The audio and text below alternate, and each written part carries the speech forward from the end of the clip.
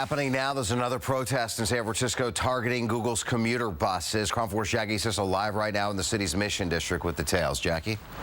Good morning, Mark. Actually, things are quiet right now, but there was a different scene about 15 minutes ago when about 24 protesters surrounded a Google bus. In fact, we have some video of what it looked like earlier this morning. Now, we've seen these protests in the past, and some of them were over the fact that they didn't like the fact that Google wasn't paying for the stops at Muni stops for the buses. This was actually put on by a group called No More Evictions of San Francisco. They were protesting the fact that a Google employee had bought an apartment complex here in the Mission area and ultimately ended up evicting about 6 tenants, 2 of which were school teachers here in the area under the Ellis Act. And that's what the protest was about this morning.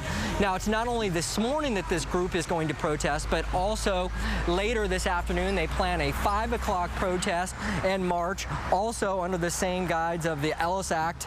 As I said, it's called Eviction Free San Francisco. That's going to start at 5 o'clock this morning.